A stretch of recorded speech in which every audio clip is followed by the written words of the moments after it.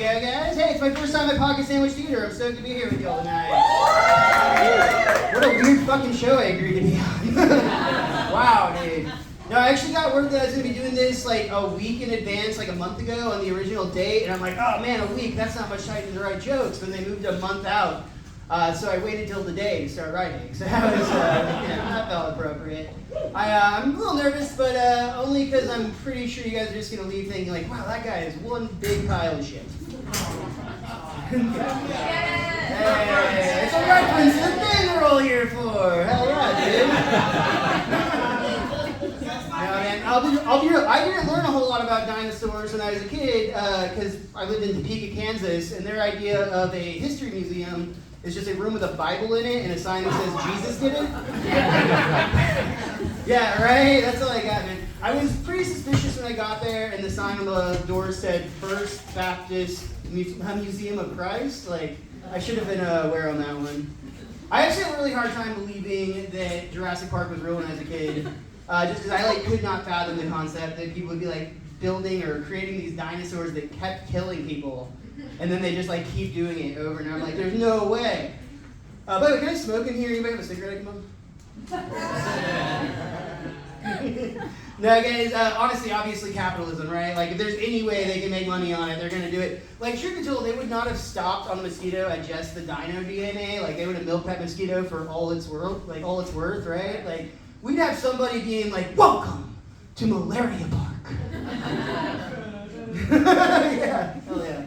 No, and the thing is, like, that would probably be, like, a cool way to treat malaria if, like, you created a, like, theme park where you could, like, pay a ticket and, like, get it cured. And if you think of, like, an ER as a really lame theme park, it's pretty much the U.S. healthcare system.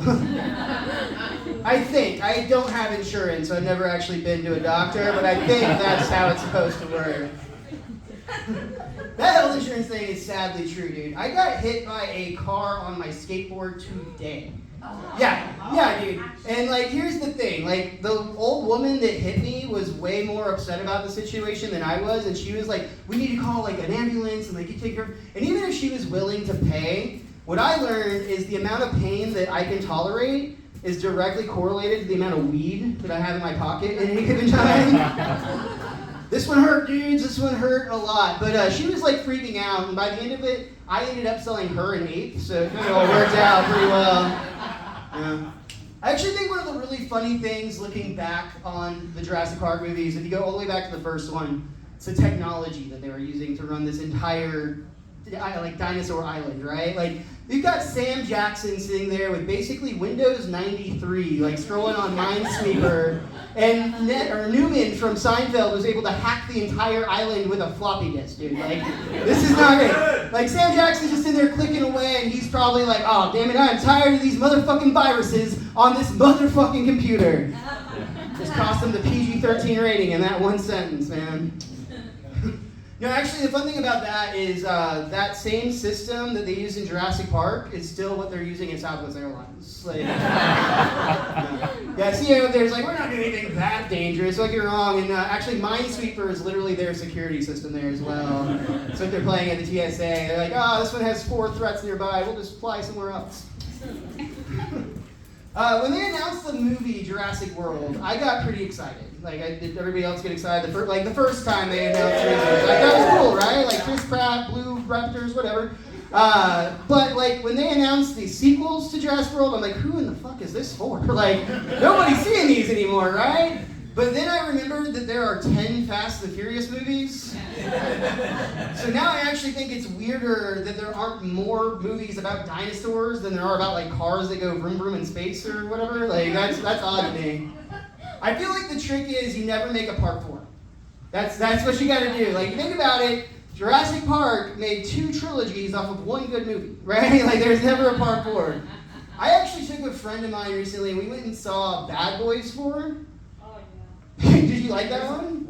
Honestly, I did too, to be real, but I think we can objectively agree, like, not necessarily, like, a great movie, more of, like, a fun ride, right? But here's the thing. My friend just complained about the movie the entire time, and I'm just like, dude, when you go to see a movie with 4 in the title, like, you just gotta lower your expectations. Everybody does it.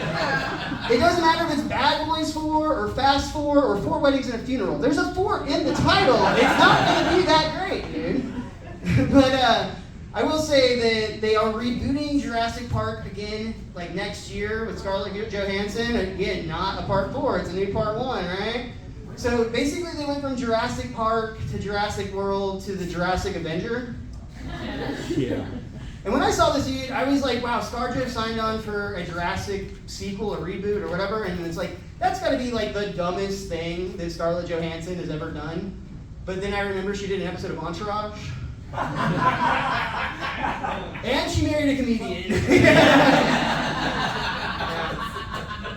But here's the thing, I know Disney's like evil or whatever, but like I honestly kind of think it'd be cool if they did buy Jurassic Park. Because frankly, I would rather see the Avengers go up against dinosaurs than like some like unbelievably attractive scientist again, right? Like where are they finding these good-looking nerds, man? Like it's crazy. But like I could see it being fun if like you had like Deadpool breaking the 4th wall maybe, like he's getting eaten by a T-Rex and be like, I bet you're wondering how I got here. Or, you know, like maybe this is how I say bye, bye, bye. And yeah, I do see the irony of referencing the MCU when I'm complaining about movie sequels. Like, literally the only franchise that has more movies than Fast and Furious. I get it. But I like to think that, like, the Jurassic Park people would go up to Kevin Feige and be like, do you think that we could make more of these films? Instead of asking, should we make more of these films? But, like, as soon as the Disney check clears, they're just going to be like, life finds a way. I'll be honest, guys, movies really, I love movies. Jurassic Park is legitimately one of my favorite movies of all time. It's great. But I find that I cry a lot more now when I watch movies as an adult than I did when I was a kid, right? Like, not during the ones you'd expect to, right? Like, I'm not going to cry during, like, The Lion King. But the other day, I cried when Daniel LaRusso won the Old Valley Karate Tournament. At the end of the Karate Kid Part 3. Yeah, so obviously a couple of us shed a tear too in the first one, right? But by the third one, he's not even an underdog, dude. He's like the Karate Man. And I will point out, that's Karate Kid Part 3. You'll notice the next one was the next Karate Kid, so they didn't break the 4 rule, guys. But if they were to, I kind of want to see like an origin story where it's like Mr. Miyagi versus like Cobra Kaisaur or something. I don't know, that'd be super fun. But now I will say too, though, I really do cry a lot more as an adult. I was thinking about why. It's because I grew up as a guy in the 90s. And as a guy in the 90s, you were only allowed to have one of 3 feelings, right? Like, you were allowed to feel happy, you were allowed to feel angry, or you were allowed to feel your dad's belt on the back of your ass.